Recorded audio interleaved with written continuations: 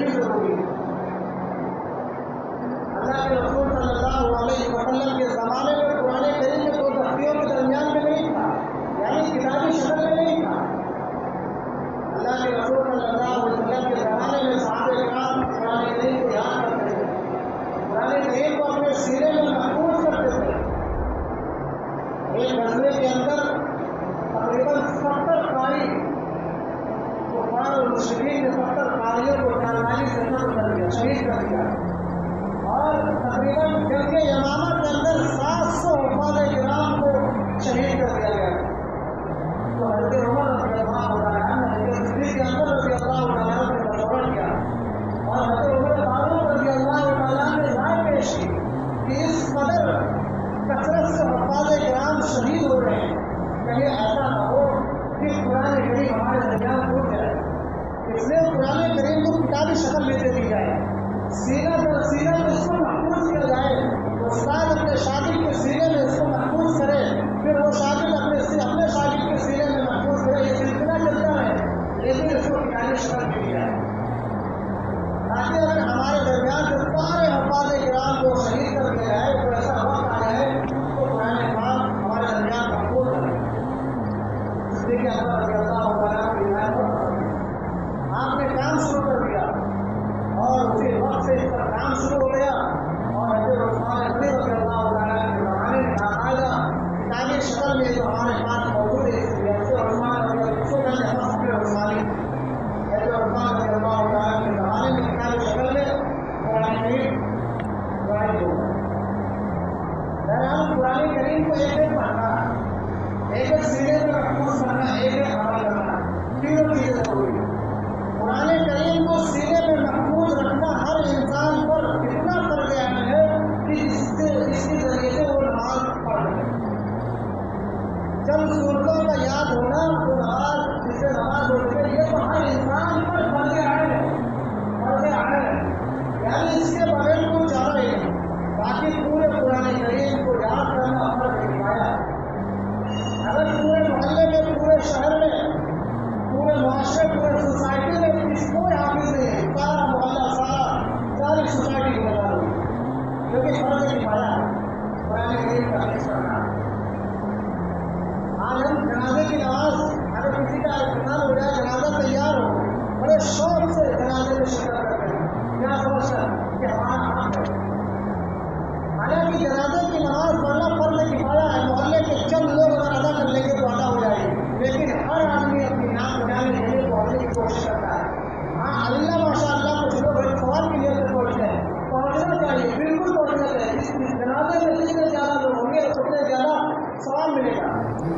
اس کا مطلب یہ ہے کہ جنازے میں نہ پہنچا جائے، لیکن کہنے کا مطلب یہ ہے کہ کتنا جنازے کی اہمیت ہے فرض کفایہ، اتنا ہی قرآن کریم کا حافظ بنانا. اب آپ بولے کہ ہم جنازے کی اہمیت کو کتنے، جنازے کی نماز کو کتنی اہمیت دیتے ہیں اور محلے میں کوئی حافظ نہ ہو، کوئی کام نہیں کرتا، اہمیت دیتے ہیں؟ کوئی اہمیت نہیں دیتے. پورے محلے کی ذمہ داری ہے کہ کسی بچے کو پکڑے جس کے اندر شوق و جذبہ ہو، آپ تلاش کریں، آپ اس کو مدرسے کے اندر داخل کرائیں. میرے عزیزوں، آج یہ عنوان ہے قرآن کریم کا. قرآن کریم پڑھنے کے بعد وہ انسان قرآن کریم کی معانی اور معانی کو سمجھ لینے کے بعد وہ اللہ کے حکموں کو پورا کرے گا. اور جب اللہ انسان قرآن کریم کے احکام کو پڑھے گا، اس کے معانی اور معانی اور مفاہیم کو سمجھے گا تو وہ سوسائٹی کے لوگوں کا حکم ادا کرے گا، وہ اپنے والدین کے حکم کو ادا کرے گا. آج مدرسے کے اندر پڑے ہوئے کہ بچے کو آپ نے وہ بچہ ڈرتا ہے کہ ہمارے والدین کا ناراض ہو جائے. حالانکہ والدین گائیڈ ہے، بیٹا مفتی ہے، اپنے وقت کا علامہ ہے، بیٹا عالم ہے، حافظ ہے، لیکن اس کو بیٹھا ہے وہ ہر وقت سمجھنا رہتا ہے کہ میرے والدین ناراض ہو جائے. آج ہم اپنے دن اولادوں پر خرچ کرتے ہیں، اپنی پوری سرمایہ اپنی پوری خرچ کر دیتے ہیں. بناتے ہیں، ٹماٹر بناتے ہیں، انجینئر بناتے ہیں. ہم ڈرتے ہیں کہ ہمارا بیٹا آپ کو ناراض ہو. ہم سخت کلام نہیں کر سکتے، سخت لہجے میں بات نہیں کر سکتے. اگر ہمارے پاس ہمارے بیٹے کی بنانے کوئی ہم سے بات کر رہا ہے، ہمارا بیٹا آ رہا ہو، ہمارا انجینئر آ رہا ہو، ہمارا ڈاکٹر آ رہا ہو، ہم فوراً کر سکتے ہیں تو بھائی میرا بیٹا ناراض ہو جائے. یہ اس پر آپ بھی پوری سرمایہ کر سکتے ہیں. اور میں نہیں کہتا کہ آپ اپنے بچوں کو عالم کا بنایا، آپ اپنے بچوں کو ڈاکٹر کا بنایا، یہ سب کچھ بنایا ہے. لیکن اگر اللہ تبارک و تعالیٰ نے چند اولادیں دی ہے، اللہ تعالیٰ نے آپ کو 4-5 اولادیں دی ہے، 3 اولاد کو اولاد دی ہے، تو ان اولادوں میں ایک کو حافظ قرآن عالم دین ضرور بنایا. کیوں بنایا؟ اس لیے بنایا آپ نے سنا ہوگا، پڑھا ہوگا، ورنہ اعلان کے اعلان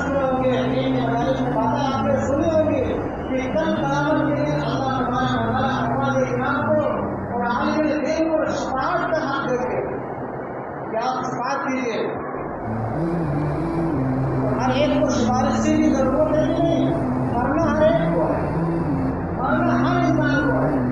سفارشی کی ضرورت ہر انسان کو ہے. یہ کل قیامت میں ہمارے سفارشی ہوں گے. ہر آدمی کو ڈاکٹر کی ضرورت نہیں ہے، جو بیمار ہے اسی کو ضرورت ہے. ہر آدمی کے بچوں کو ڈاکٹر بنانا ہے. ہر آدمی کو ڈاکٹر کی ضرورت نہیں ہے، لیکن ہر آدمی کو سفارشی کی ضرورت ہے. ہر آدمی کو انجینئر کی ضرورت نہیں ہے، ہر آدمی کو جج کی ضرورت نہیں ہے. جج کو ضرورت اس کی ہے جس کے مقدمات ہو. ہر آدمی کو وکیل کی ضرورت نہیں ہے، وکیل کی ضرورت اس کے ہو جس کے کئی معاملات ہوں گے، وہ کچہری میں جانا ہوگا. ہر آدمی کو وہ کچہری میں نہیں جانا ہوگا، لیکن ہر آدمی چاہتا ہے ہمارا بیٹا وکیل ہو جائے، ہمارا بیٹا. آج اتنی لاپرواہی ہو رہی ہے کہ آدمی مدارس سے اوپر فوکس نہیں دیتا. اپنے بچوں کو آپ نے قرآن بنانے کی کتنے سوچ رہا اس کی تنخواہ نہ ہوگی. حالانکہ اللہ تبارک و تعالیٰ نے رونے کی ضرورت ہے. قرآن کریم کے اندر اللہ تعالیٰ نے ارشاد فرمایا وَتُعِزُّ مَن تَشَاءُ وَتُذِلُّ مَن تَشَاءُ. یہ اللہ تبارک و تعالیٰ یہ عزت دیتے ہیں، اللہ تبارک و تعالیٰ یہ عزت دیتے ہیں، اور اللہ تبارک و تعالیٰ یہ رزاق ہے. یہ بات سمجھ لیں. اس لیے کہنے کا مطلب یہ ہے کہ ہر آدمی کو سفارشی کی ضرورت ہے. اگر سے آپ نے آنے والی بنا دیا ٹھیک بنا دیا، یہ آپ کو دنیا میں کام نہیں آئے گا، یہ آپ کو نئی مدد نہیں دے سکتا، یہ آپ کو ریاض نہیں دے سکتا، آپ کو یہ کرنسی نہیں دے سکتا، لیکن مرنے کے بعد یہ کام آئے گا. آپ کی عزت میں میرا بتانا پڑے گا، آپ کے مرنے کے بعد یہ آپ کو کام آئے گا. تو مدارس میں جانے سے پہلے مقاصد کی اہمیت ہے، کیونکہ مدارس میں وہی بچے جاتے ہیں جو مقاصد میں کھڑے ہوتے ہیں. تو اپنے مقاصد مضبوط ہونے چاہیے، اپنے مدارس بھی مضبوط ہونے چاہیے، اپنے مقاصد بھی مضبوط ہونے چاہیے. مقاصد کے اندر جو بچے تیار ہوں گے یہ بچے مدارس کے اندر جائیں گے، پھر مدارس کے اندر جو بچے تیار ہوں گے یہ بچے اور بڑے مدارس میں جائیں گے. اس لیے اپنے دینی حلقوں کو، دینی مراکز کو مضبوط کریں اور دینی کام کرنے والے عاملہ کو مضبوط کریں. اس پرفتن دور میں تیز بند آندھی چل رہی ہے، آج ہمارے ایمان کو چھینا جا رہا ہے. ہر طرف سے کوشش کی جائے ایمان کو چھیننے جائے. حالانکہ یہ ایسا موقع آئے گا جب فتنوں کا دور آتا ہے، جب فتنوں کا دور آئے گا تیز بند آندھی فتنوں کی چلے گی، تو اس وقت صرف اور صرف ہمارا ایمان جو ہوگا، جس میں جس اعتبار سے جس طرح ہمارا ایمان ہوگا، ہمارے ایمان کی چیزیں ہوگی، ہم اسی اعتبار سے اس فتنوں سے محفوظ رہ سکتے ہیں. اس لیے اپنے ایمان کو بچانے کی فکر کرنی ہے، اور ایمان کے بچانے کے لیے ایمان والے فکر کے لیے لگتا ہے. اللہ تعالیٰ نے ہمیں اور آپ کو مہلت کیا. مثال کے طور پر جس کی عمر ابھی اسرائیل میں جو مدارس کے اندر پہنچ سکے آپ پر پڑی، آپ نے مدارس کے اندر پڑھے، آپ سے قرآن پڑھے. قرآن کریم کے اندر اللہ تعالیٰ نے قرآن کریم کے اندر فرمایا جس کے مطابق پڑھا بولا تو جس پر قرآن لکھنے کی کہانی کی ضرورت. یہ قرآن تو بہت آسان ہے. مفسرین نے لکھا ہے کہ آسان کا مطلب یہ ہے کہ قرآن کریم سمجھنے کے اعتبار سے بھی آسان ہے، اور قرآن کریم پر عمل کرنے کے اعتبار سے بھی آسان ہے، اور قرآن کریم یاد کرنے کے اعتبار سے بھی آسان ہے. اور دنیا کی کوئی کتنی بڑی سے بڑی کتاب ہو جائے وہ نہیں یاد کر سکتا ہے، لیکن قرآن کریم کو انسان یاد کر لیتا ہے. یہ ایک معجزہ ہے. اللہ کے نبی علیہ السلام کے تمام معجزات میں سے ایک معجزہ ہے آپ کو قرآن ملا.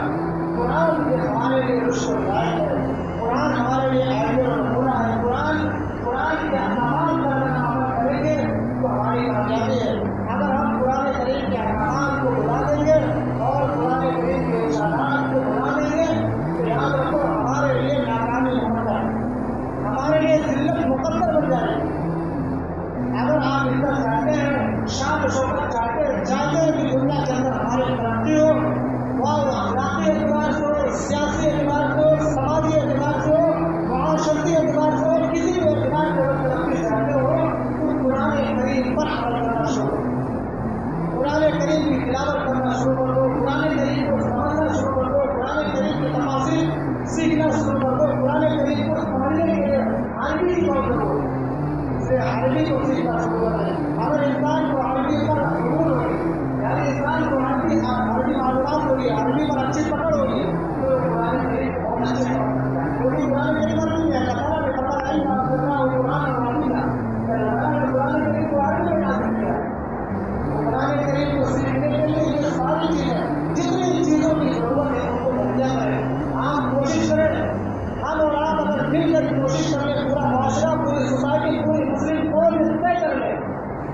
اپنے دینی حقوں کو دینی مراکز کو مضبوط کریں گے تو یہ مستقبل کے لیے بہتر ہوگا. ورنہ مستقبل ہمارا ایسا دکھ رہا ہے آج حالات ایسے آ رہے ہیں مسلمانوں کے دینی مراکز ہو دینی مدارس ہو دینی کام کرنے والے ہو اور مسلمانوں پر ایسے حالات آ رہے ہیں کہ ایسا لگ رہا ہے کہ ہماری آنے والی نسل مرتب ہو رہی ہے. اس طرح ہمیں آزمایا جا رہا ہے اور یہ آزمائش کب تک رہے گی؟ اس وقت تک رہے گی جب تک ہم اپنے آپ کو بدلنے کی کوشش نہیں کریں گے. قرآن کریم کے اندر اللہ تعالیٰ نے فرمایا ان اللہ لا یغیر ما بقوم حتى یغیروا ما بانفسهم کہ اللہ تعالیٰ کسی قوم کی حالت کو اس وقت نہیں بدلتے جب تک وہ قوم خود نہ چاہے. اس لیے ہمیں خود فکر کرنی ہوگی. ہم اب تک سوچتے نہیں مستقبل کے بارے میں. انسان کی زندگی تین طرح کی ہوئی ماضی حال مستقبل. ماضی جو گزر گیا ٹھیک ہے، جو گزر گیا اب وہ لمحات نہیں آئیں گے. جو کمی کوتاہی ہوئی ٹھیک ہے وہ ہم نہیں آ سکتے، ان کی تلافی نہیں ہو سکتی ہے. ایک وہ ایک حال ہے کس طرح گزر رہا ہے. ایک ہے مستقبل. ہماری کیا مستقبل کے بارے میں کیا پلاننگ ہے، ہماری کیا محنت ہے، کیا سوچے ہم مستقبل کے بارے میں، اپنی نسلوں کے بارے میں کیا ہو رہا ہے. ہر آدمی چاہتا ہے کہ ہمارا مستقبل اچھا ہو. ہر آدمی چاہتا ہے کہ ابھی تو بیٹھے ہیں تھوڑی دیر کا ہمارا اس سے اچھا ہوگا، لیکن ہم کچھ سوچتے ہیں. اسے سوچنا ہے، غور و فکر کرنا ہے، مشورے میں رہنا ہے اور اپنے گھروں کے اندر سوسائٹی کے اندر مشورہ کرنا ہے فکر کر کے. اس کے لیے کیا؟ اس کے لیے ضروری ہے کہ کوئی تنظیم ہونی چاہیے. اس کے لیے ضروری ہے کہ کوئی تنظیم ہونی چاہیے جس میں ہم جڑ کر کے کام کریں. تو اس کا دو طریقہ، یا تو آپ کوئی ایسی تنظیم بنائیں، آپ کوئی ایسا پلیٹ فارم بنائیں اس پلیٹ فارم کے اوپر سارے لوگ آ کر جمع ہو کر سر جوڑ کر یہ فیصلہ کریں کہ ہاں یہ کام کرنا چاہیے. مشورے سے یہ طے ہو جائے کہ ہاں اس کام میں لگا پلیٹ فارم ہے. لیکن اگر نہیں بنا سکتے تو جو تنظیمیں جو پلیٹ فارم بنے ہوئے ہیں آپ ان سے سوال ہو اسی میں کامیابی. آپ مدارس کے اندر اگر پڑھنے کے قابل ہے مدارس کے اندر چلے جائیں. ٹھیک ہے، آپ مدارس کے اندر جائیں، اپنے آپ کو مدارس سے حوالے کر دیں، اپنے بچوں کو مدارس سے حوالے کر دیں. اگر آپ اس لائق نہیں کہ مدارس کے حوالے ہوئے آپ کو کون ملے یا آپ کے پاس اتنا وقت نہیں کہ آپ مدارس کے حوالے اپنے آپ کو کر دیں تو اپنے بچوں کو مدارس سے حوالے کریں. اس کے علاوہ اگر آپ یہ چاہتے ہیں کہ ہم مدارس کے اندر نہیں جا سکتے تو آپ جو پلیٹ فارم بنائے نہیں بنا سکتے تو جو پلیٹ فارم جو تنظیم بنی ہوئی ہے آپ اس میں لگ کر کے محنت کریں، آپ اس کے اندر لگائیں. آج الحمدللہ دعوت تبلیغ کا کام چل رہا ہے. یہ اس کے ذریعے سے انسانوں کی زندگیاں بدل رہی ہیں.